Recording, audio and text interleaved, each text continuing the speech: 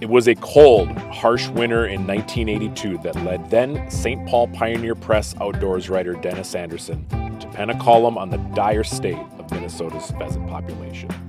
We tolerate winters such as these when hens and roosters freeze to death, their faces mere clumps of ice after they turn windward in a final, desperate attempt to survive. Have you ever watched a pheasant freeze? I've seen the habitat loss, and now I've seen enough. Upland bird restoration, the time is now, Anderson wrote. These were the days before the Conservation Reserve Program and other conservation efforts began, when loss of habitat across the pheasant range in the Midwest was leading to lower and lower bird numbers each and every year. Sparked by the newspaper column, a concerned group of sportsmen began to form, and shortly thereafter, Pheasants Forever was born. It's been a story of sustained growth and impact ever since. Since the first banquet was held on April 15, 1983, the organization has grown to more than 400,000 members, supporters, and partners in 40 states.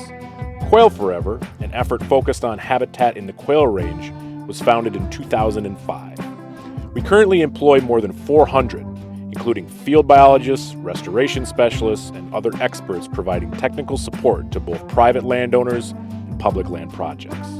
Pheasants Forever operates on a unique grassroots system of fundraising and project development, different from its peers.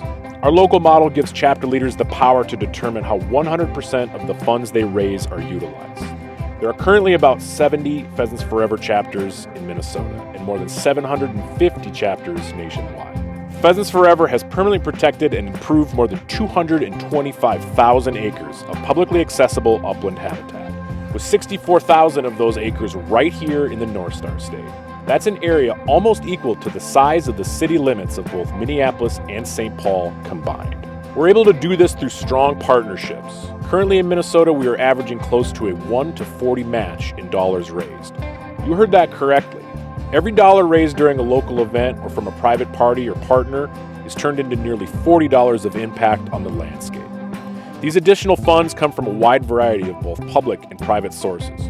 Most notably, the Outdoor Heritage Fund, part of the Land and Legacy Amendment passed overwhelmingly by Minnesota's voters in 2008, has become vital to these acquisition efforts. The grassland and wetland areas we restored don't have walls.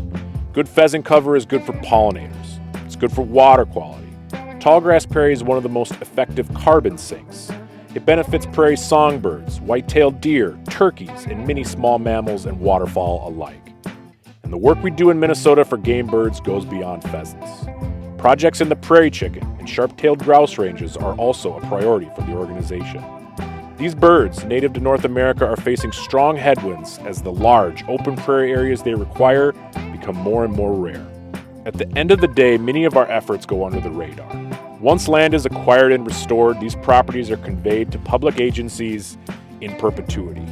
Our name might not be on the sign, but that wildlife management area or waterfowl production area you enjoyed in the fall most possibly was realized through the hard work of Pheasants Forever staff and volunteers. In the end, it's more than pheasants. It's about education. It's about outreach. It's about this prairie landscape we all call home. It's about habitat forever.